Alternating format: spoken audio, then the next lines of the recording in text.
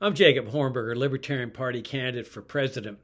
One of the most deadly and destructive government programs in our lifetime has been the federal government's war on drugs.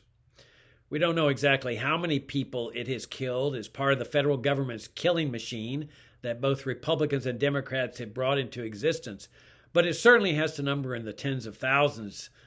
In Mexico alone, for example, the Mexican people have lost some 60 or 70,000 people, not to drugs, but to drug laws in the last 10 years or so.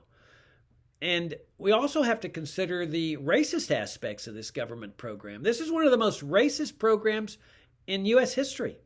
It is possibly even more bigoted than the program known as segregation. We all know that the impact of this drug war has fallen disproportionately on blacks and to a certain extent Hispanics. It has provided bigoted judges, bigoted prosecutors, and bigoted law enforcement agents with the perfect excuse to exercise their bigotry with respect to stopping blacks, searching them arbitrarily, abusing them, harassing them, or simply sending them away to a federal penitentiary or at the state level to a state penitentiary for decades for doing nothing more than possessing a substance or distributing a substance. The federal government is not our daddy. That's an important point to remember in all this. You have a right to ingest whatever you want to ingest.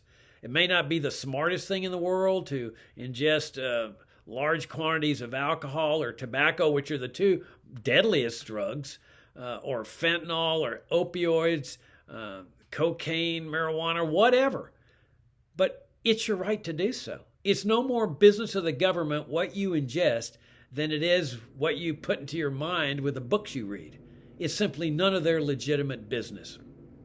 You have a right to live your life any way you choose, so long as your conduct is peaceful. We need to bring this deadly and destructive government program to an end. Think prohibition, where Republicans and Democrats made it illegal to consume or possess or distribute alcohol. How'd that turn out for them? You had gang wars and gang killings, Al Capone, corruption in the police and the judiciary, and then as soon as they legalized alcohol, all of that went away. If we want to get rid of all these gangs and cartels and the drug war and so forth, there's only one way to do that, and that's through the legalization of drugs.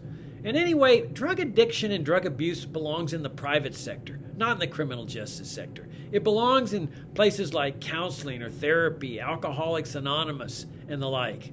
That's the humane way to treat drug addiction and drug abuse, not by sending somebody away for 30 or 40 years of their life in a federal penitentiary.